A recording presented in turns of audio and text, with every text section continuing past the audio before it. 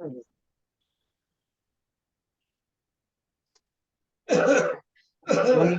ऐसे B5 और B6 तो मैं सुन ही लिया है, कोई जरूरत ही नहीं है उसकी। वो तो नहीं बॉम्बे वो वाली तो, ट्रेन है।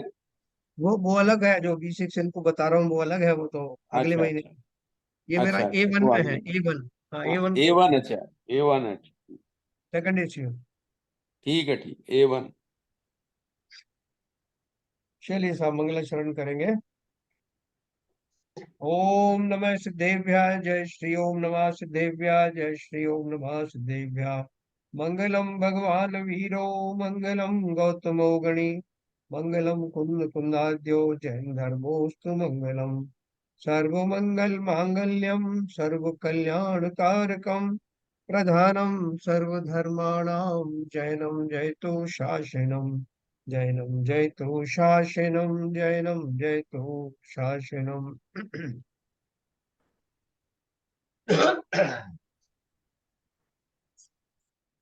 मोक्ष मार्ग प्रकाशक का छठवां अधिकार हमारा कल समाप्त हुआ, और जिसमें कुदेव कुगुरु कुशास्त्र के बारे में विस्तार से हमने जाना, और बहुत अच्छी से क्लैरिटी के साथ में हमने ये भी पढ़ा, न केवल कुदेव कुगुरु और कुधर्म के लक्षण जाने, बल्कि उन लक्षणों में से कैसे मिथ्यात्व जो है प्रकट होता है, उनके कारण कैसे मिथ्यात्व पुष्ट होता है, इसका भी हमने विश्लेषण पढ़ा। तो सभी आचार्यों का एक ही कहना है कि अग्रहित मिथ्यात्व रूपी मदिरा से हम लोग ऑलरेडी नशे में हैं, और उसके ऊपर से दूसरा जाम, दूसरी परत अगर हम कुदेव कुगुरु को धर्म की ले लेंगे, तो हमारा फिर मिथ्यात्व से निकलना बहुत मुश्किल काम। इसलिए कम से कम जो हमारे वर्तमान में जो हाथ में है, इमीडिएटली जो हाथ में है, वो है हम कुदेव कुगुरु कुशास्त्र से बचें, जिससे कि हमारा वो अनादि काल का जो मिथ्यात्व है वो और ज्यादा दृढ़ ना हो जाए। अब आज अपन पढ़ेंगे सातवें अधिकार में। यहाँ पंडित टोडरमल जी ने जैन मिथ्या दृष्टियों का विवेचन किया। कल ये बात चल रही थी कि जैन मिथ्या दृष्टियों से क्या मतलब है।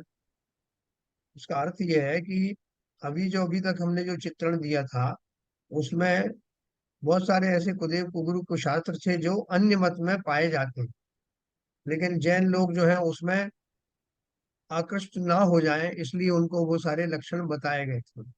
और आज कह रहे हैं कि वो जैन मत में ही है, लेकिन जैन मत के और जैन दर्शन के पालन करते हुए उसके सही स्वरूप को ना समझ पाने के कारण वो मिथ्या दृष्टि बने हुए हैं, अपनी समझ के कारण। तो वो किस प्रकार से है, उसका वर्णन अपन आज पढ़ेंगे।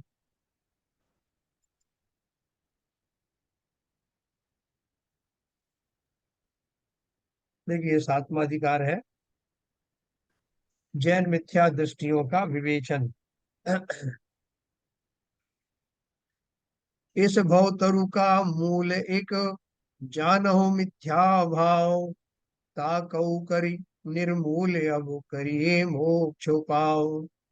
अब जो जीव जैन हैं, जिन आज्ञा को मानते हैं और उनके भी मिथ्यात्व रहता है, उसका वर्णन करते हैं, क्योंकि इस मिथ्यात्व बैरी का अंश भी बुरा है, इसलिए सूक्ष्म मिथ्यात्व भी त्यागने योग्य है। देखो उन्होंने दो एक एक शब्द चुन चुन के लाए यहाँ।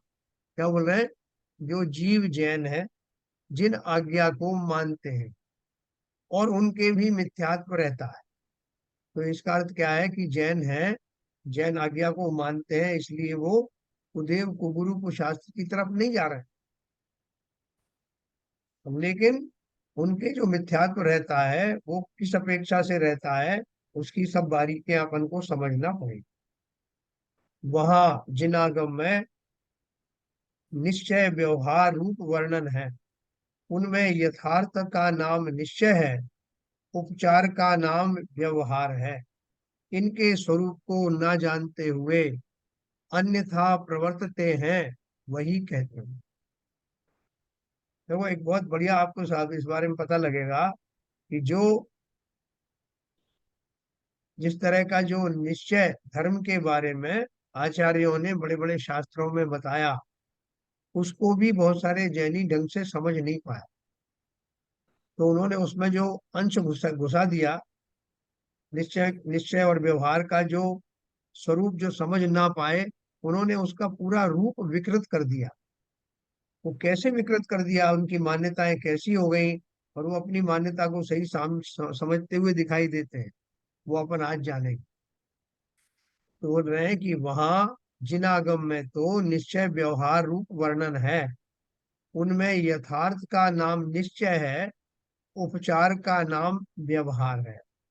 इनके स्वरूप को ना जानते हुए अन्यथा प्रवर्तते हैं, वही कहते हैं।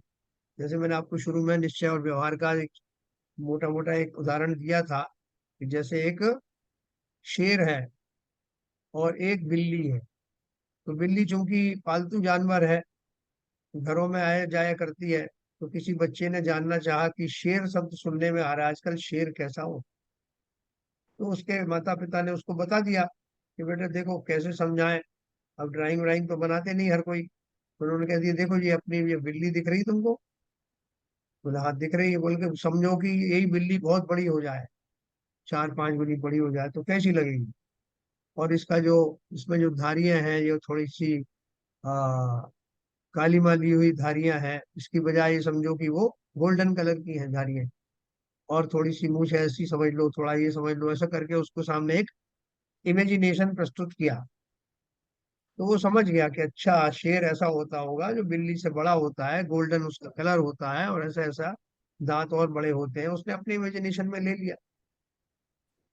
अगर वो बच्चा ये मान, कोई थोड़े दिन में और दूसरा बच्चा भी आए, वो उसको समझा देगा भाई ऐसा शेर होता है, और वो जो है वो फिर बिल्ली को ही शेर मान ले, तो शेर का अस्तित्व समाप्त हो गया, उसकी खोज भी बंद हो गई। उसने तो मान लिया कि बड़ी बिल्ली को शेर कहते हैं। तो जिसने उस बिल्ली को ही शेर मान लिया, उसने व्यवहार को निश्चय मान लिया। और जिसने उस शेर की जो दशा है, वो शेर को जैसा स्वरूप है वैसा ही मान लिया, किसी और उसको समझने का मौका ही नहीं मिला। बोले साहब मेरे समझ में कुछ आता नहीं, आपने जो स्वरूप बताया है मैं तो उसको बिल्ली में देख ही नहीं पाता हूँ। तो वो जो है उसको अपने कल्पना में उसका जो रूप उसके दिमाग में जो आया उसे धारण कर लिया, और उसके रूप में ही उसको मानता है। दोनों का जो है वो सामंजस्य नहीं बिठा पाता, कि इस जैसा दिखता है बट ये नहीं है। तो ऐसे ही जो हम जो निश्चय न्याय की बात करेंगे, तो निश्चय न्याय में चूंकि बहुत सारी चीजें परोक्ष होती हैं, जैसे आत्मा है प्रत्यक्ष दिखाई नहीं देती। आत्मा को प्रत्यक्ष दिखाई देती तो कोई दिक्कत था ही नहीं। प्रत्यक्ष न दिखाई देने के कारण उसके स्वरूप को समझाने के लिए व्यवहार का सहारा लिया गया। लेकिन व्यवहार को ही निश्चय मत मानने, और निश्चय का जो स्वरूप जैसा बताया उसको वैसा ही स्वरूप मानना, उसमें अपनी कल्पनाएं मत दौड़ाना। तो यहाँ अपन उन दोनों को पृथक पृथक पढ़ेंगे। निश्चयाभासी मिथ्या दृष्टि। अब जिसने निश्चय का स्वरूप तो नहीं समझा, लेकिन उसको ऐसा लग रहा है कि मैंने इस निश्चय को समझ लिया है, उसको निश्चयाभासी कहते हैं। क्योंकि निश्चय का उसे आभास है, वास्तविक निश्चय को जानता नहीं। और उसने मान लिया कि मैं वास्तविक निश्चय निश्चय को जान गया हूं, इसलिए वो निश्चयाभासी है, और इसलिए वो मिथ्या दृष्टि है। अगर वो दृष्टि में वैसा निश्चयपना झलक आता जैसा कि उसका स्वरूप है, तो मिथ्या दृष्टि शब्द वहां से हट जाता। निश्चयवासी हट करके निश्चयवाद वाला, निश्चय को मानने वाला, निश्चय को समझने वाला। और जब निश्चय को समझता है तो ये भी जानता है कि व्यवहार से निश्चय का स्वरूप समझाया जाता है। व्यवहार कभी निश्चय नहीं बन सकता, और निश्चय को डायरेक्ट समझा भी नहीं जा सकता। ये सारी बारीकी अपन समझेंगे। कितने ही जीव निश्चय को ना जानते हुए निश्चयाभास के श्रद्धानी होकर अपने को मोक्ष मार्गी मानते हैं, अपने आत्मा का सिद्ध समान अनुभव करते हैं। आप प्रत्यक्ष संसारी हैं, भ्रम से अपने को सिद्ध मानते हैं, वही मिथ्या दृष्टि है ना। प्रत्यक्ष हम देख रहे हैं, आप सब हम सब देख रहे हैं कि हम वर्तमान में सिद्ध जैसे तो नहीं है। कहाँ सिद्ध और कहाँ हम, इस पर्याय में तो नहीं है सिद्ध। लेकिन बहुत से लोग उन शास्त्रों का जो मर्म है ना समझ पाने के कारण उसमें जो बात क्या बताई है जिससे उनको भ्रम पैदा हुआ, ये अपन समझेंगे। शास्त्रों में जो सिद्ध समान आत्मा को कहा है वह द्रव्य दृष्टि से कहा है, पर्याय अपेक्षा से सिद्ध समान नहीं है। जैसे राजा और रंक मनुष्य पने की अपेक्षा तो समान है, परंतु राजा पने और रंग पने की अपेक्षा से तो समान नहीं है।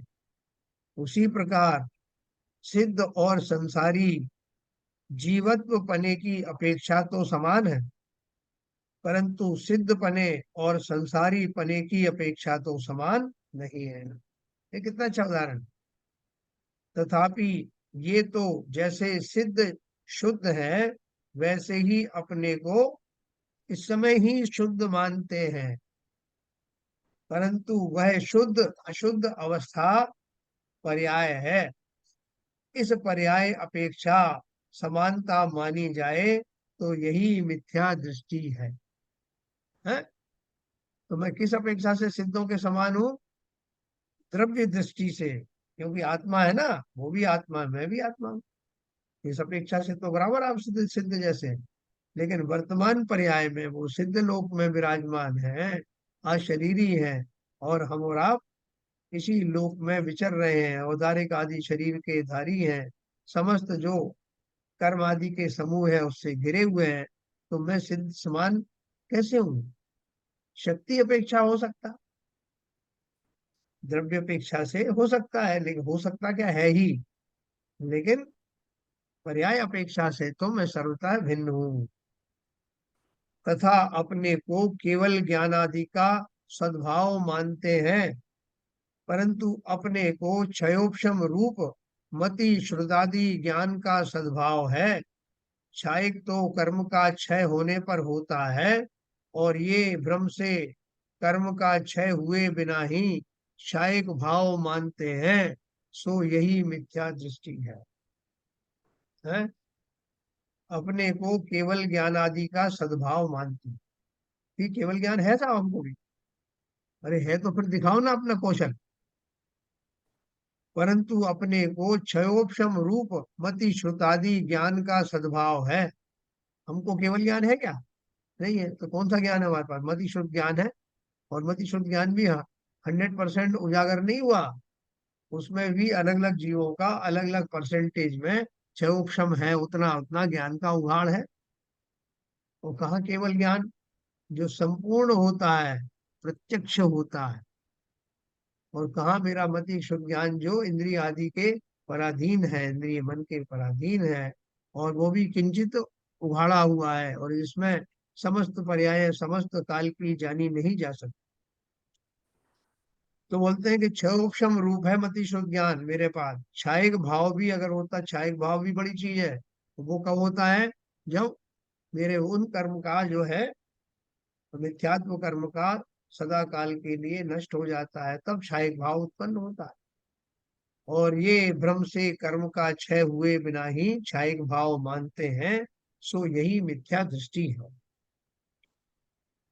शास्त्र में सर्व जीवों का केवल ज्ञान स्वभाव कहा है। क्या कहा है? सर्व जीवों का केवल ज्ञान स्वभाव कहा है। वह शक्ति अपेक्षा से कहा है, क्योंकि सर्व जीवों में केवल ज्ञानादि रूप होने की शक्ति है। वर्तमान व्यक्तता तो व्यक्त होने पर ही कही जाती। अभी आपको समझ में आएगा कि लोगों को ये भ्रम कैसे हो गया। जैसे उन्होंने कहा मैं तो सिद्ध समान हूँ, तो जिस समय वो कह रहे थे सिद्ध समान, जिसने भी कहा, तो उसको तो अच्छे से पता था कि मैं किस अपेक्षा से ये बात कह रहा हूँ। लेकिन सुनने वाले ने ऐसे ही समझा कि ये तो कह रहे हैं ना ज्ञानी, तो मैं सिद्ध समान हूँ, मतलब मैं सिद्ध ही हूँ। तो उन्होंने उसको बात को पकड़ के बैठ गए। इसी तरह से अब ये किसी ने कहा कि शास्त्र में सर्व जीवों का केवल ज्ञान स्वभाव कहा है। भाई साहब, संसार के समस्त जीवों का स्वभाव केवल ज्ञान रूप है। तो केवल ज्ञान रूप है मतलब, और समस्त जीवों का है मेरा भी। ये तो बहुत बढ़िया बात कही आपने। बोले बस, मैं तो केवल ज्ञानी हूँ। तो बता रहे हैं कि वो शक्ति की अपेक्षा से कहा था, क्योंकि सर्व जीवों में केवल ज्ञानादि रूप होने की शक्ति है। लेकिन वर्तमान में तो वर्तमान व्यक्तता तो व्यक्त होने पर ही कही जाती है। शक्ति की अपेक्षा और व्यक्ति की अपेक्षा यानी प्रकट पने की अपेक्षा से तो हमें केवल ज्ञान मुझे नहीं है। कोई ऐसा मानता है कि आत्मा के प्रदेशों में तो केवल ज्ञान ही है, ऊपर आवरण होने से प्रकट नहीं होता, सो यह भ्रम है। बहुत सारे क्या सोच रहे हैं, जैसे मूंगफली होती है ना, तो मूंगफली के ऊपर में एक खोल होता है, कवर, छिलके वाली मूंगफली। फिर उसके अंदर में वो दाना होता है, उस दाने के अंदर में कहीं तेल छुपा होता है। तो वो बोल रहे हैं ठीक इसी प्रकार से साहब मैं समझ गया कि मेरी आत्मा के प्रदेशों में वो ज्ञान भरा हुआ है। पेलो उसे कोलू में पेलो और मशीन से निकालो, निकल आएगा। भरा पड़ा है उसी में केवल ज्ञान। लोगों ने कैसी कैसी कल्पनाएं कर ली, और वो एक आध नहीं है ऐसे कल्पना करने वाला, पूरा का पूरा समूह है, और हर युग में होते हैं। तो उन्होंने क्या मान लिया, आत्म प्रदेशों में तो केवल ज्ञान ही है, ऊपर आवरण होने से प्रकट नहीं होता, सो यह भ्रम है। यदि केवल ज्ञान हो तो वज्र पटलादि आड़े आने पर भी वस्तु को जानता है। अगर वास्तव में केवल ज्ञान वहां होता तो कोई भी ताकत, कोई भी व्यवधान उसको रोक नहीं सकता था प्रकट होने से। कितना बलवान होता है वो ज्ञान। वज्र के पटल आदि भी रास्ते में आ जाए तब भी रुकता नहीं। जैसे अभी केवल ज्ञानी है, तो वर्तमान में केवल ज्ञानी बोलते हैं कि समस्त चर अचर को युगपत एक साथ समस्त पर्यायों सहित जानता है। तो बोले साहब वो फलाना आदमी कैसे जानेगा, वो तो बंकर में बैठा हुआ है, बंकर में बैठ के लड़ाई हो रही ना आजकल। तो वो तो वज्र से भी भेद्य नहीं है साहब, बड़े बड़े बम भी उसके आसफल हो जाते हैं, ऐसी जगह छुपा हुआ कोई बैठा है। तो केवल ज्ञानी उसको कैसे जाने। है, तो केवल ज्ञान के लिए वो कोई बाधा है क्या। तो बोल रहे हैं केवल ज्ञान हो तो वज्र पटल आदि आड़े आने पर भी वस्तु को जानता है, कर्म आड़े आने पर वह कैसे अटकेगा। इसलिए कर्म के निमित्त से केवल ज्ञान का अभाव ही है। मतलब जब तक कर्मों का उदय है तब तक वो केवल ज्ञान, जैसे हम जैसे संसारी जीवों को है ना, कर्मों का जो है सद्भाव है, इसलिए केवल ज्ञान हमारे पास नहीं है। यदि इसका सर्वदा सद्भाव रहता हो तो इसे पारिणामिक भाव कहते, परंतु यह तो क्षयिक भाव है। केवल ज्ञान का जो भाव है वो कौन सा है, क्षयिक भाव। आपने पढ़ा होगा, शुरू में अपन ने पढ़े थे ना, परम पारिणामिक भाव, जीवत्व, भव्यत्व, अभव्यत्व करके जो उसके जो भेद थे ना, वो वो सब नैसर्गिक भाव थे, वो हर एक आत्मा के साथ होते हैं, नेचुरल भाव होते हैं।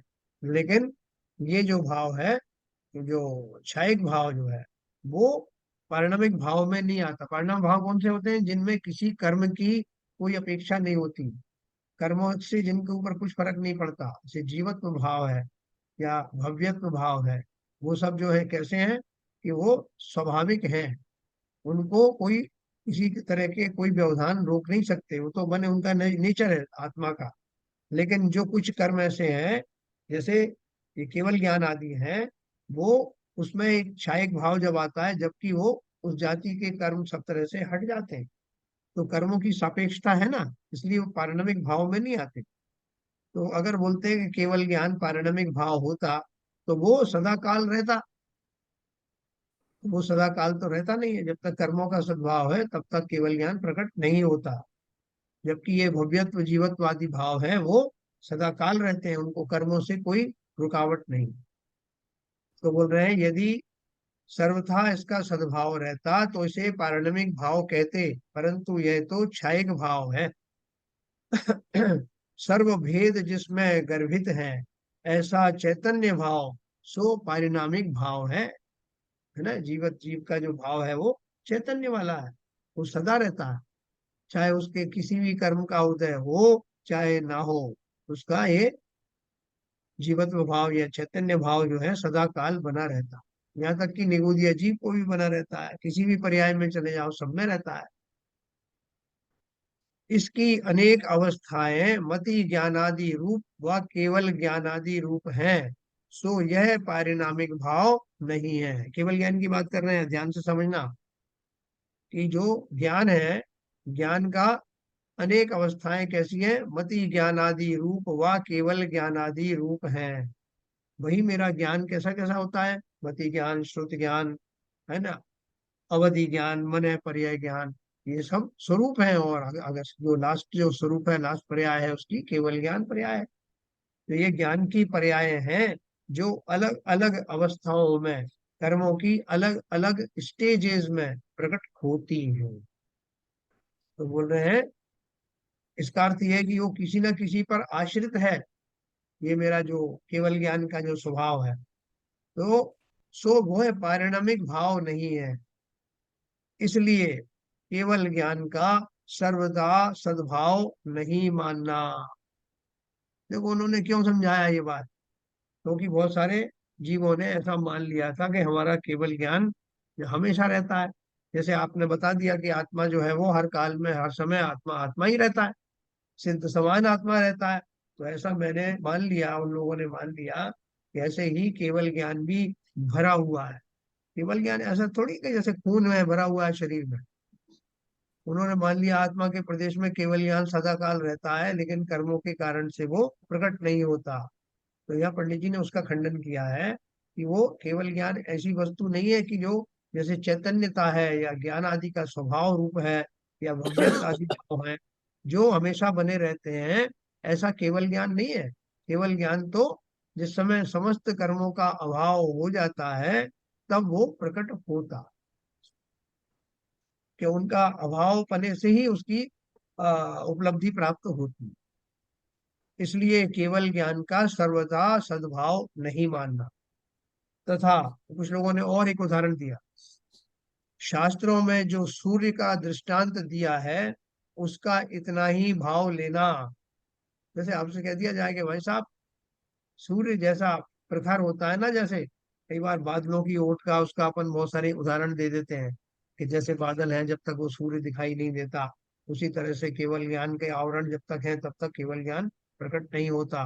तो उसका लोगों ने कुछ और अर्थ निकाला, तो उन्होंने यह क्लैरिफिकेशन दिया है, तथा शास्त्रों में जो सूर्य का दृष्टांत दिया है उसका इतना ही भाव लेना कि जैसे मेघ पटल होते हुए सूर्य का प्रकाश प्रकट नहीं होता, उसी प्रकार कर्म उदय होते हुए केवल ज्ञान नहीं होता है। जब तक कर्मों का उदय है तब तक जो केवल ज्ञान नहीं होगा। तथा ऐसा भाव नहीं लेना कि जैसे सूर्य में प्रकाश रहता है वैसे आत्मा में केवल ज्ञान रहता है, क्योंकि दृष्टांत सब प्रकार से मिलता नहीं है। देखो एक बात यहाँ मैं आपको सब बताऊंगा कि जो भी अपन उदाहरण देते हैं ना, कोई भी लौकिक उदाहरण देते हैं, दृष्टांत देते हैं, तो वो सर्वथा हर प्रकार से वो जो है वो वस्तु को कहने में समर्थ नहीं होता। वस्तु की कोई एक गुण या व्यवस्था को समझाने के लिए वो दृष्टांत दिया जाता। उस दृष्टांत को उतने तक ही समझना, वो पूरी तरह से फलित नहीं होता। नहीं आप उसमें और चीजें निकालने लगो, नहीं साहब फिर तो इसमें ऐसा भी लिखा है और उसका दृष्टांत दे रहा है तो उसकी ये भी चीज माननी पड़ेगी। दृष्टांत को जिस अपेक्षा से, जिस भाव से, जिस धर्म का निर्धारण करने के लिए प्रयोग में लाया जाता है, उस दृष्टांत को उसी तक ही सीमित मानना, और जगह मत लगाना। तो यहाँ जैसे किसी ने कहा तो भैया आप बताइए केवल ज्ञान कैसा होता है, तो उन्होंने बोल दिया केवल ज्ञान का एक उदाहरण जैसा कि सूरज है, सूरज चमकता है लेकिन उसका प्रकाश जो है नीचे नहीं आता है। तो उन्होंने बोला कि इसी तरह से क्योंकि बादल है इसलिए वो प्रकाश नहीं आता। तो उन्होंने उसका उदाहरण ऐसे दिया, उसी प्रकार से जब कर्म का उदय रहता है तो वो केवल ज्ञान प्रकट नहीं होता। तो उन्होंने समझाया कि उसका ऐसा भाव मत लेना कि जैसे सूर्य में प्रकाश रहता है वैसे आत्मा में केवल ज्ञान तो रहता है, लेकिन कर्मों के कारण वो बाहर नहीं आ रहा है, ऐसा मत सोचना। तो क्या सोचना कि जब तक कर्म का उदय है तब तक वो प्रकट ही नहीं होता। ऐसे भाव नहीं लेना कि जैसे सूर्य में प्रकाश रहता है वैसे आत्मा में केवल ज्ञान रहता है, क्योंकि दृष्टांत सर्व प्रकार से मिलता नहीं है। जैसे उद्गल में वर्ण गुण है, एक उदाहरण दिया उन्होंने। जैसे उद्गल में वर्ण गुण है, उसमें हर एक उद्गल के एक एक परमाणु में एक उसका वर्ण होता है। वर्ण होता है अर्थ क्या है, कोई ना कोई एक रंग होता है उसके पास जो प्रमुख होता है। तो वो इसी तरह उनके सारे रूप रस गंध स्पर्श, वर्ण में तो ये रूप आता है, रूप यानी वर्ण, और एक स्पर्श। तो हर एक उद्गल परमाणु में ये चारों चीजें पाई जाती हैं। ये बात अलग है कि उनमें उनकी इंटेंसिटी अलग अलग होती है। किसी में रस गुण ज्यादा प्रोमिनेंट रहता है, किसी में जो है वर्ण गुण ज्यादा प्रोमिनेंट रहता है, किसी में स्पर्श गुण जो है ज्यादा प्रोमिनेंट रहता है। होते ये सब चारों ही गुण हैं। और जब एक से ज्यादा परमाणु मिलते हैं स्कंद बनता है, तो फिर उनमें और दूसरे दो गुण भी आते हैं। कौन से वाले आते हैं? हल्का भारी, है ना, और रुक्ष और स्निग्ध, वो विशेष रूप से प्रकट होते हैं क्योंकि वो परमाणु मिलने से वो गुण उनके बढ़ जाते हैं। तो यहाँ क्या बोल रहे हैं कि जैसे पुद्गल में वर्ण गुण है उसकी हरित पीतादि अवस्थाएं हैं, सो वर्तमान में कोई अवस्था होने पर अन्य अवस्था का अभाव है। उसी प्रकार आत्मा में चैतन्य गुण है, उसकी मति ज्ञानादि रूप अवस्थाएं हैं, सो वर्तमान में कोई अवस्था होने पर अन्य अवस्था का अभाव ही है। जैसे अभी उन्होंने एक उदाहरण दिया पंडित जी ने कि जो उद्गल है उसमें हरा पीलापन पाया जाता है। तो अगर वर्तमान में कोई वस्तु जो है हरी दिखाई दे रही है, तो वो हरी दिखाई इसलिए दे रही कि उसमें वो हरा रंग जो है ज्यादा प्रोमिनेंट है, लेकिन उसमें वो उस समय की पर्याय है। लेकिन बाद में वो उसके अंदर में जो बाकी और चीजें जो छुपी हुई है वो प्रोमिनेंट नहीं है, लेकिन उसमें वो गुण नहीं है, ऐसा नहीं है। वर्तमान में कोई अवस्था होने पर अन्य अवस्था का अभाव है। जैसे एक स्फटिक मणि की प्रतिमा है, स्फटिक मणि की प्रतिमा में कैसा रंग होता है? ट्रांसपेरेंट होता है। उसके पीछे जो है आकर के किसी व्यक्ति ने, हम दर्शन करने गए, लोगों ने कहा भाई साहब बहुत बढ़िया प्रतिमा है, और एकदम आप जाके खुश हो जाओगे, एकदम आर पार दिखता है। अपन दर्शन करने गए तब तक वहां किसी ने क्या किया, पीछे एक लाल कपड़ा लगा दिया। तो जब हम देखने गए तो हमें वो लाल दिखाई दी। हमने कहा भाई साहब ये तो लाल है, आप क्या बात करते हो?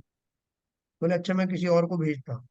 उसको भेजा, तब तक उन्होंने पीछे का कपड़ा हरा कर दिया। तो वो और कंफ्यूज हो गया। बोले ये तो लाल कह रहे थे, मुझे तो हरा दिखाई दे रहा है। तो बोल रहे हैं कि ये सारी चीजें क्या है, सापेक्ष टर्म है।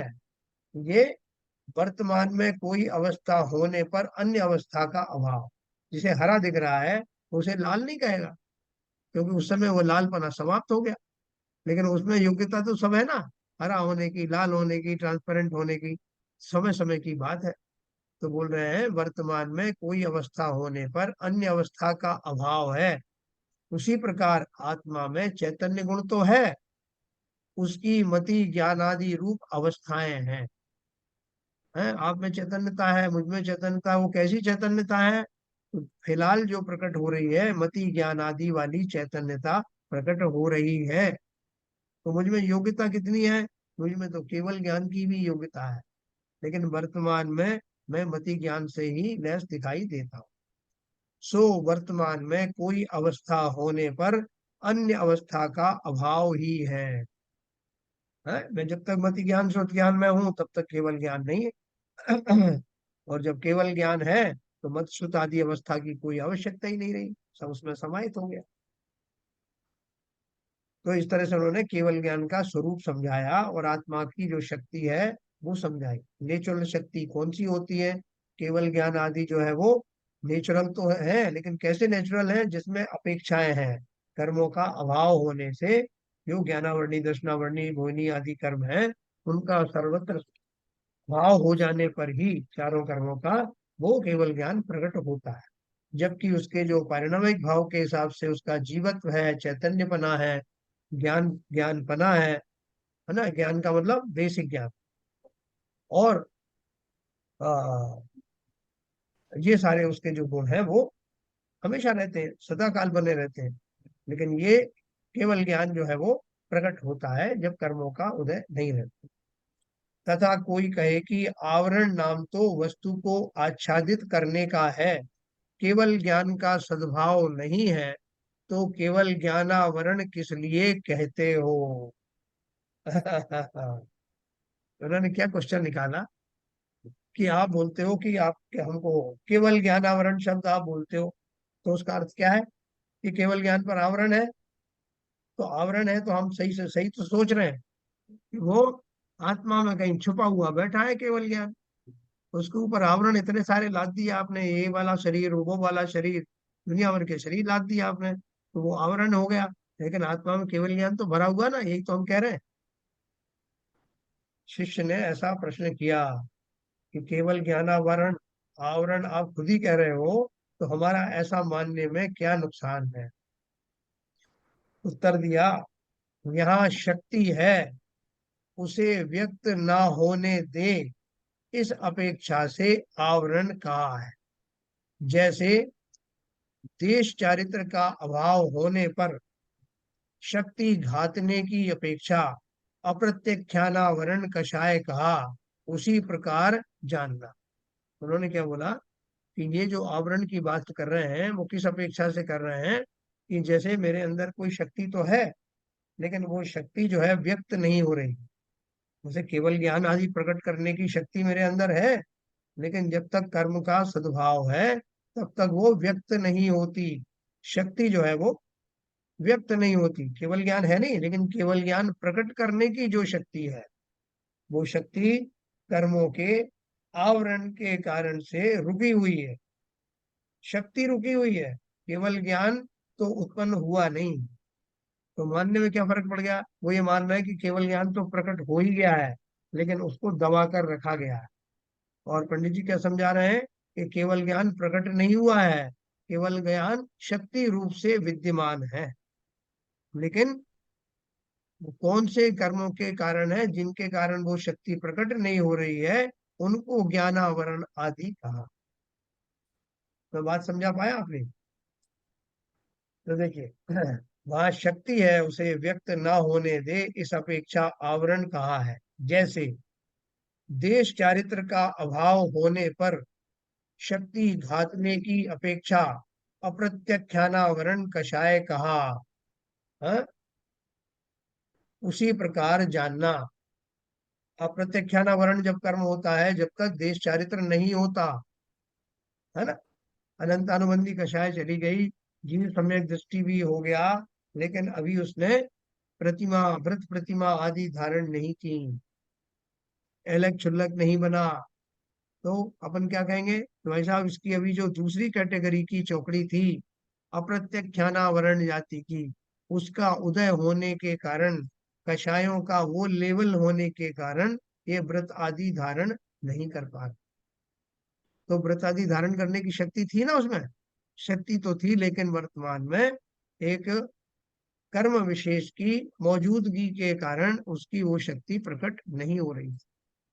वो चौकड़ी चली जाती तो कौन हो, जो बन जाते हैं अलग क्षुल्लक आदि, तो बन क्या बोलते हैं कि भाई साहब इनकी अभी दो दो चौकड़ियां चली गई, तभी भली भांति व्रत नियम संयम पालन शुरू हो गया। फिर बोलते हैं कि साहब मुनि क्यों नहीं बने? तो बोलते हैं अभी प्रत्यक्षानावरण वाली चौकड़ी बाकी है। बोले तो इनमें शक्ति भी है कि नहीं? शक्ति तो है, लेकिन उजागर नहीं हो पा रही। जब तक वो कर्म का उदय है तब तक उनका कषाय के वो लेवल अभी चल रहे हैं, जिस कारण वो ऐसा चिंतन उनका भावों में नहीं आ पाया। उसी तरह से केवल ज्ञान आदि शक्ति का अर्थ क्या है? शक्ति अपेक्षा से वो है, लेकिन शक्ति प्रकट, वो कर्मों के कारण वो शक्ति जो है वो काम में नहीं आ पा रही है, प्रकट नहीं हो पा रही। जिस समय वो कर्म हटेंगे, वो शक्ति अपना कार्य करेगी और केवल ज्ञान प्रकट होगा। तथा ऐसा जानना कि वस्तु में थोड़ा आपको डिफिकल्ट लग रहा होगा, पहली बार ये इस तरह से समझ सुनने में आया है, बार बार उसको समझेंगे तो समझ में आएगा। यहाँ शक्ति है उसे, हाँ, तथा ऐसा जानना कि वस्तु में पर निमित्त से जो भाव हो उसका नाम औपाधिक भाव है, और पर निमित्त के बिना जो भाव हो उसका नाम स्वभाव भाव है। देखो एक बहुत अच्छी उदाहरण उन्होंने दिए। एक औपाधिक भाव का न करके एक शब्द आता है ना, जो कर्म की जो दशा होती है, तो वैसी उपाधि समझ लो आप, कि वैसी उपाधि मिलती है, जैसी उपाधि होती है वैसा काम होता है। तो ऐसा जानना कि वस्तु में, हर वस्तु में एक स्वभाव होता है, एक गुण होता है। पर निमित्त से जो भाव हो उसका नाम औपाधिक भाव है। जैसे हमको कोई कहे कि भाई साहब इनका वैसे तो स्वभाव तो बहुत बढ़िया था, बहुत शांत स्वभाव के थे, पता नहीं आज क्या हो गया कि वो इतने ज्यादा उग्र हो गए। तो बाकी सब भी उसकी हामियां मिलाई, साहब इतने सालों से तो मैं भी उन्हें देख रहा हूँ, इतने शांत स्वभाव के हैं, जरूर कुछ बात हुई है। तो जिसका जो स्वभाव है उस स्वभाव से विपरीत कोई बात हो, जिसका स्वभाव एस्टेब्लिश हो गया है, उससे विपरीत कोई भाव हो तो अपन उसको समझ लेते हैं कि वो उस कारण से हुआ है, और जब जब ऐसा होता है तब इनका जो है थोड़ा सा विकार उत्पन्न होता है, बाकी इनका स्वभाव नहीं। उसका उदाहरण आगे दिया उन्होंने। जैसे जल को अग्नि का निमित्त होने पर उष्णपना हुआ, वहां शीतल पने का अभाव ही है, परंतु अग्नि का निमित्त मिटने पर शीतलता ही हो जाती है। इसलिए सदा काल जल का स्वभाव शीतल ही कहा जाता है। किसी छोटे बच्चे को समझाओ कि भैया जल का स्वभाव कैसा है, तो बोले शीतल ठंडा। बोले रट लो इसको बिल्कुल, कि जल का स्वभाव शीतलता प्रदान करना है। कोई जला हुआ हो, किसी तरह से परेशान हो, गर्मी से तप्त हो, उस सबके लिए जल ही फायदा देने वाला।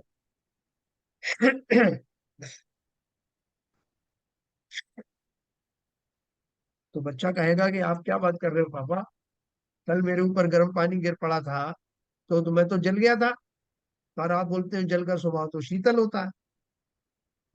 तो उसको समझाया गया कि अगर किसी कारण से, किसी निमित्त से वो टेम्परेरीली अपना स्वभाव बदलता हुआ दिखाई दे, तो जिस कारण से उसका स्वभाव बदला है उस कारण से को हटते ही वो अपने स्वभाव में लौट आता है। और जो दीर्घ काल तक सदा काल वैसा ही बना रहे, जब तक कि कोई निमित्त आदि की उसमें जुड़ाव ना हो, उस वस्तु को, उस प्रक्रिया को, उस गुण को उसका स्वभाव कहते हैं। जैसे अग्नि का गुण क्या है, उष्णता गुण है उसका। अग्नि को ठंडी कर सकते हैं क्या? बोले भाई साहब अग्नि तो अग्नि है, अग्नि अगर बुझ जाएगी तो फिर उसे अग्नि कौन कहेगा? हाँ, बोला हम उस पर पानी डाल देंगे साहब तो फिर तो ठंडी हो गई ना। ठंडी क्या हो गई, वो तो समाप्ति हो गई। लेकिन अग्नि जब भी उज्ज्वलित होगी, प्रज्वलित होगी, उसके अंदर में वो प्रताप प्रखरता और वो उष्णता अवश्य होगी। जल जो है, जल का जब भी जो स्वभाव है, उसके ऊपर से कोई किसी तरह का जो अगर संस्कार है, अग्नि आदि के संस्कार हैं, वो हटते ही वो स्वभाव में लौट आता है और वो शीतल ही होता है। इसलिए सदा काल, है ना, अग्नि का निमित्त मिटने पर शीतलता हो ही जाती है, इसलिए सदा काल जल का स्वभाव शीतल कहा जाता है, क्योंकि ऐसी शक्ति सदा पाई जाती है। और व्यक्त होने पर स्वभाव व्यक्त हुआ कहते हैं, है ना, व्यक्त हो गया ना उसका स्वभाव, कि जरा पानी को ठंडा होने दो। नेचुरल कोर्स में अपन रख देते हैं, भाई अभी भाई साहब थोड़ा पानी मत पीना अभी, क्यों, अभी वो थोड़ा गर्म किया था, थोड़ी देर में हो जाएगा ठंडा। और भी बहुत सारे गुण हैं, जैसे अपन बोले कि जल का स्वभाव क्या है, अधोगति में नीचे की तरफ जाना। इसका तो हमने फायदा उठा के ऊपर टंकी में पानी भर दिया, अभी नल खोलेंगे तो नीचे ही आएगा ना। जबकि अग्नि का स्वभाव है ऊपर जाना, ऊर्ध्वगमन करना। ये सब अपने अपने स्वभाव की विचित्रता है ना, वो बदलती नहीं। हमारा स्वभाव क्या है, हमारा स्वभाव चैतन्यता है, ज्ञानमय है।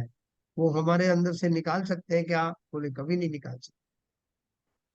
कोई ऐसे इस तरह के स्वभाव के बारे में बता रहे हैं, कौन कौन सी चीजें स्वभावगत हैं, कौन सी हमारी बोले जीव तो सदा काल से सिद्ध समान है, शुद्ध है, शीतल है, निर्मल है। वो क्या बात कर रहे हो भाई साहब, हम काहे के निर्मल है, वो काहे के शीतल है। अभी आपने देखा नहीं मैं कितनी जोर से गरज के आया, 10 लोगों के छक्के छुड़ा दिए, और आप बोल रहे हैं कि हमारा स्वभाव शीतल है।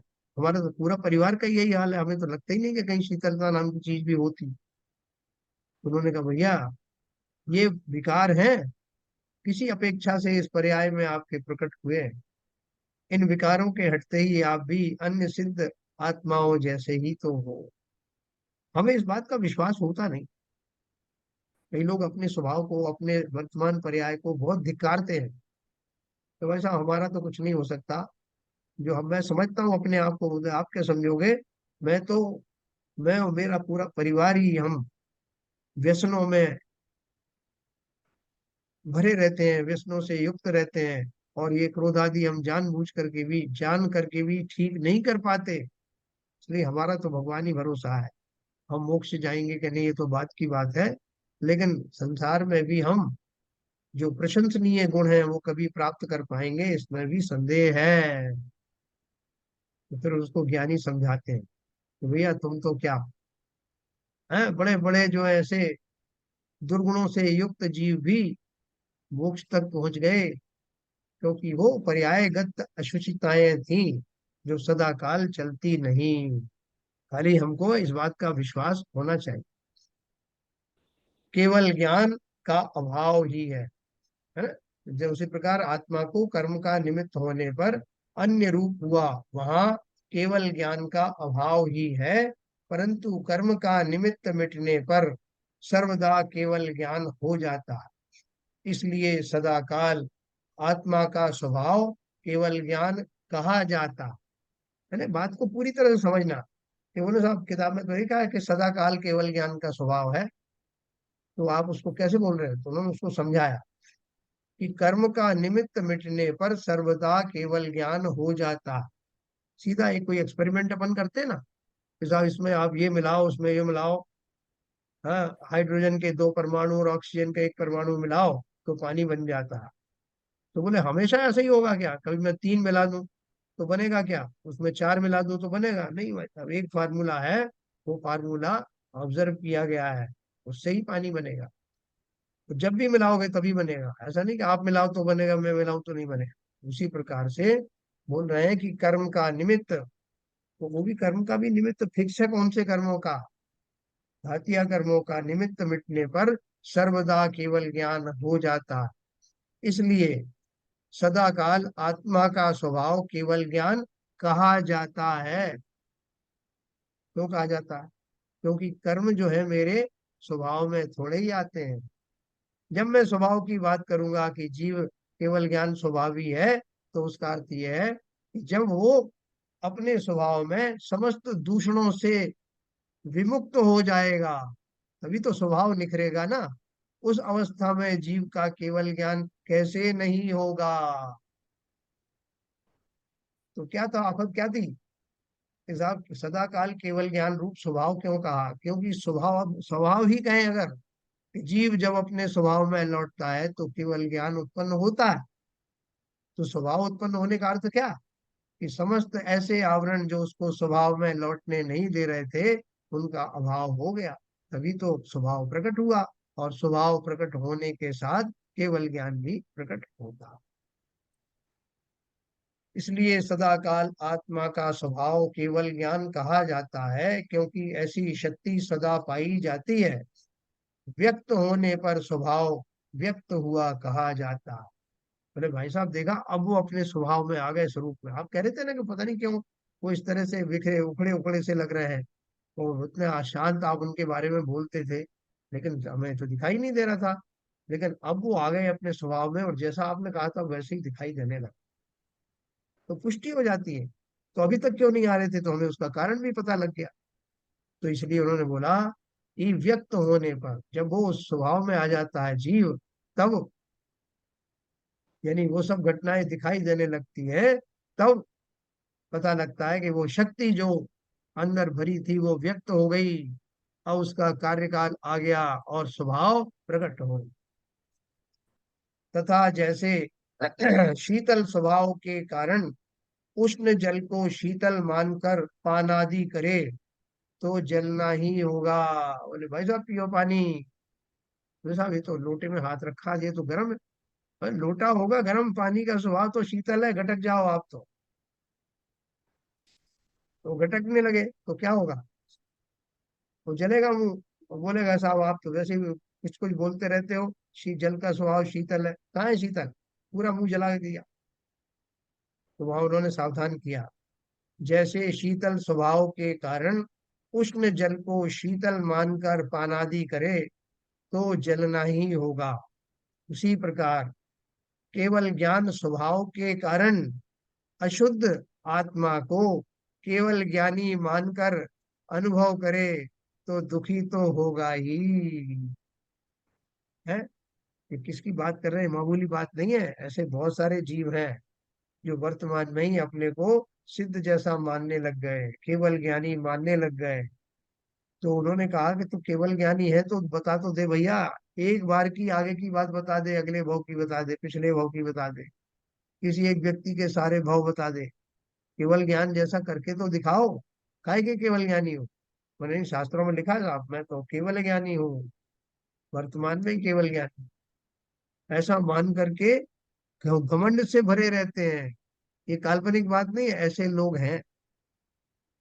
इस प्रकार जो आत्मा का केवल ज्ञानादि रूप अनुभव करते हैं वे मिथ्या दृष्टि है। और वो क्या कहेंगे? साहब हमको तो वर्तमान में ही केवल ज्ञान जैसा अपना स्वभाव दिखाई दे रहा है, आनंद का अमृत फूटा पड़ रहा है, मैं सुखमय हूँ, किसी तरह का कोई दुख है ही नहीं। देखो वो अरहम योगा में भी बताते हैं कि मैं आत्मा हूँ, अरहम योगा में यही तो सिखाते हैं। अगर ऐसा नहीं होता तो वो क्यों ये रटन लगाए रखते? यानी लोग अपेक्षा नहीं समझते। जैसे कोई बीमार होता है उसको एक ऑटो सजेशन देते हैं डॉक्टर, और भी लोग देते हैं, साधु लोग भी देते हैं, तुम ऐसा महसूस करो कि तुम्हारे अंदर कोई रोग नहीं है, तुम सर्वथा निरोग हो, मैं सर्वथा निरोग हूँ, बार बार ऐसा चिंतन करो तो तुम्हारा शरीर निरोग होना शुरू हो जाए। तो वो सोचते हैं यही फिलॉसफी यहाँ लगानी है। लगा सकते हो, लेकिन अभी मैं निरोग हुआ तो नहीं हूं ना। निरोग हो जाता तो मुझे ये ऑटो सजेशन की जरूरत कहाँ पड़ती? उसी तरह से वर्तमान में मैं केवल ज्ञानी हुआ नहीं हूँ, केवल ज्ञान होने की शक्ति है, ऐसा मान के करो ना चिंतन। मुझे छूटना है, लक्ष्य मेरा केवल ज्ञान प्राप्ति का है, शक्ति अपेक्षा से मैं केवल ज्ञान प्राप्त करने योग्य हूँ, इस भाव के साथ करूँ, कौन मना करता? लेकिन पर्याय में तो नहीं हूं ना मैं, शक्ति अपेक्षा से हूँ। इस प्रकार जो आत्मा का केवल ज्ञानादि रूप अनुभव करते हैं वे मिथ्या दृष्टि है। कौन से मिथ्या दृष्टि है? निश्चयाभाषी तथा रागादिक भाव अपने को प्रत्यक्ष होने पर भी भ्रम से आत्मा को रागादि रहित मानते हैं। क्या बोल रहे हैं? रागादि भाव हमारे हैं कि नहीं? अभी अरे साहब कूट कूट के भरे हुए हैं। अपने को प्रत्यक्ष दिखाई देने पर भी भ्रम से आत्मा को रागादि रहित मानते हैं। बोले साहब आपके अंदर अभी इतने सारे राग वाग भरे पड़े, काय का राग? कोई राग नहीं है भाई साहब, आप जानते नहीं है, मैं तो केवल ज्ञानी हूँ, मैं तो सिद्ध समान आत्मा का आधारी हूँ। कहाँ के राग वाग? कर्म राग कुछ नहीं होते साहब। वहां उनको कभी किसी ने उपदेश दिया कि ये कर्मों के चक्कर में मत पड़ो, कर्म तुम्हारा कुछ नहीं बिगाड़ सकते, कर्म तो कमजोर हैं, तो अपने को कमजोर मानोगे तो कर्मों से जीत नहीं पाओगे, इसलिए बिल्कुल परवाह मत करो कर्मों की, अपना पुरुषार्थ करोगे तो कर्म अपने आप नष्ट हो जाएंगे। ये उपदेश किस अपेक्षा से दिया था? उस अपेक्षा को सर्वथा नकार करके उन्होंने तो ये मान लिया कि ये जो राग आदि हैं, जो कर्म आदि हैं, वो है ही नहीं, वो उत्पन्न ही नहीं हुए। ना मेरे अंदर कोई राग है, ना मेरे अंदर कोई द्वेष है, ना मेरे कोई कर्मों की सत्ता है। तो इसलिए तो मैं आपसे कह रहा हूं कि मैं तो सिद्ध समान हूँ, केवल ज्ञानधारी, मुझे मजा आ रहा है, एंजॉय कर रहा हूँ। कैसा भ्रम मान रहे हो? इस पर्याय में सशरीर बैठे हो, समस्त संसार की कार्य, जो कार्य करने की प्रणाली है उनसे जुड़े हुए हो, और अपने आप को सिद्ध स्वरूप माने। तो बोल रहे हैं रागादिक भाव अपने को प्रत्यक्ष दिखाई देने पर भी भ्रम से आत्मा को रागादि रहित मानते हैं। सो पूछते हैं कि ये रागादिक तो होते दिखाई देते हैं, ये किस द्रव्य के अस्तित्व में है? जो तुम्हें राग वाग दिख रहे हैं कि नहीं? हाँ दिख रहे होंगे सब। तो ये कौन से द्रव्य है? यदि शरीर या कर्म रूप पुद्गल के अस्तित्व में हो तो ये भाव अचेतन या मूर्तिक होंगे। परंतु ये रागादिक तो प्रत्यक्ष चेतनता रहित अमूर्तिक भाव भाषित होते हैं, इसलिए ये भाव आत्मा ही के हैं। देखो दो चीजें अलग अलग, कर्म और रागादिक भाव दोनों एक ही चीज नहीं है। अपन क्या करते हैं, मिला जुला के बोलते हैं भाई साहब ये सब जो कर्म है, ये राग वाग है, ये सब जो है जब तक छूटेंगे नहीं जब तक होगा नहीं। दोनों में एक विशेष अंतर है। कर्म तो पौद्गलिक है, जड़ है, उद्गल द्रव्य से बने हैं, परमाणुओं से निर्मित हैं। जबकि राग आदि भाव आत्मा के ही भाव हैं, आत्मा के ही विकारी भाव हैं।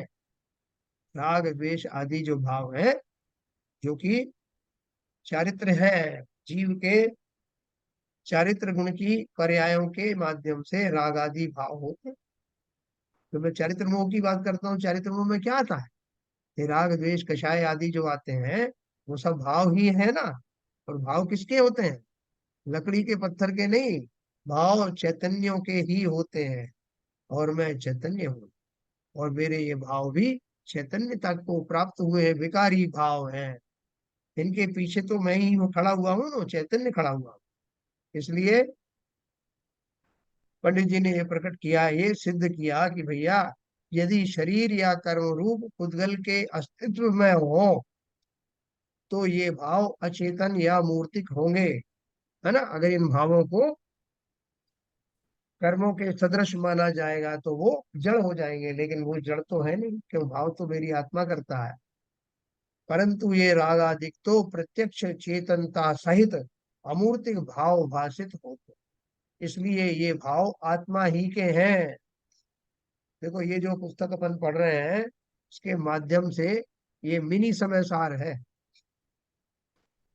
इसको समझने के बाद आपको समय सार बहुत अच्छे से समझ में आने वाली है। और हमारा लक्ष्य है पर्याय छूटने से पहले पहले कुंद कुंदाचार के पांचों परमागम हमें पढ़ना है। समय सार, प्रवचन सार, नियम सार, पंचास्तिकाय और अष्टपाव। पर्याय समाप्त होने से पहले ये कार्य अवश्य करना। इसी में छुपा हुआ है हमारा जो सम्यक दर्शन है। इनको स्वाध्याय करते करते कभी भी हो सकता। तो देखो आगे बोलते हैं, मैं एक लाइन पढ़ के समाप्त करूंगा। यही समय सार कलश में कहा,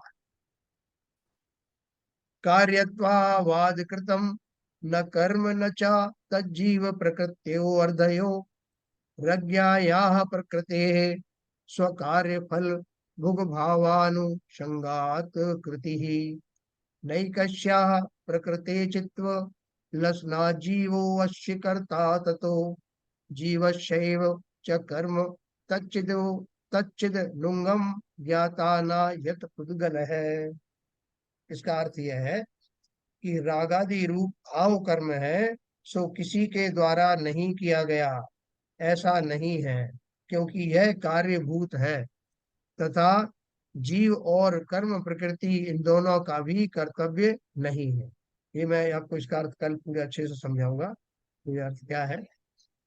अभी समय कम है तो हाँ, कल तो मैं ट्रेन में होऊंगा इस टाइम में, तो ये भी ठीक है, संयोग की बात है। तो बहन जी जो संस्कृत में बहुत निपुण है, तो ये आपको प्राकृत का भी जो है अर्थ अच्छे से आपको समझाएंगे। और कल और एक 22 तारीख को, ये 2 दिन तो बहन जी का आपको मिलेगा ही सानिध्य, और बीच में कहीं और मैं कहीं फंस गया तो मैं फिर निवेदन कर लूंगा। हाँ हाँ। तो ये हमने जो कुछ पढ़ा उसमें किसी को कोई भ्रम है, कोई शंका है तो जरा बताएं। आरपी जन साहब, आपने तो पहले भी सुना है ना ये सब? सुना है, लेकिन इतने लॉजिक दिए हैं इसमें।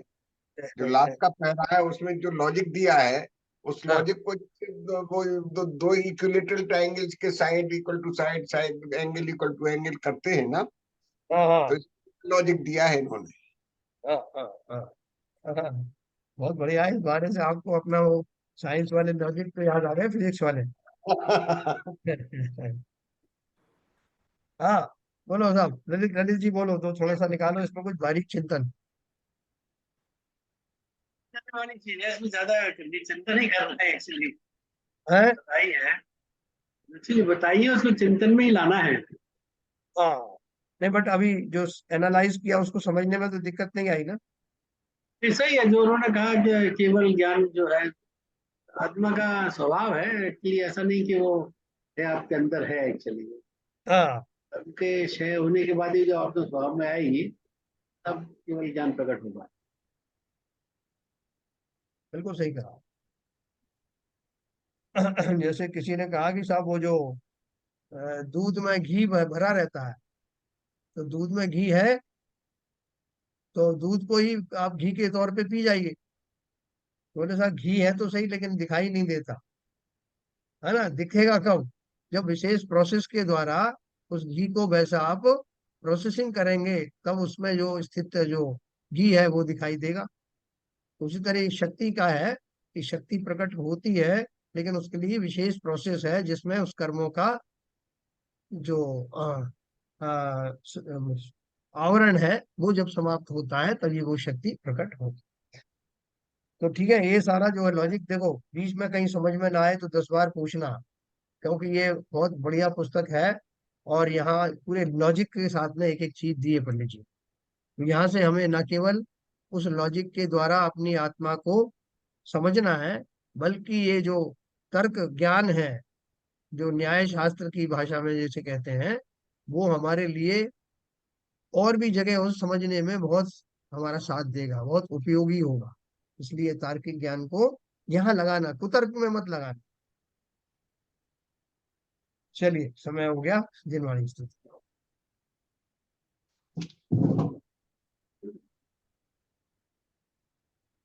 तम नाश वे को ज्ञान के प्रकाश वे को अपर भास वे को भानु शिवा खानी है। ध्यान द्रव्य जान वे को बंध वे दीवान वे को स्वपर की छान वे को परम प्रमाणी है। अनुभव बताए वे को जीव के जताए वे को पाऊं न सताए वे को भव्य और आनी है। जहाँ तहाँ तार वे को पार के उतार वे को विस्तार वे को यही जैन्य वाणी है। हे जिनवाणी भारती तो हे जपोधन रहे, जो तेरी शरणागए सो पावे सुख चैन। या वाणी के ज्ञान से सूझे लोकालो, तो वाणी मस्तक धरो सदा देती है, सदा देती है। वाणी माता की जय। जय। जय।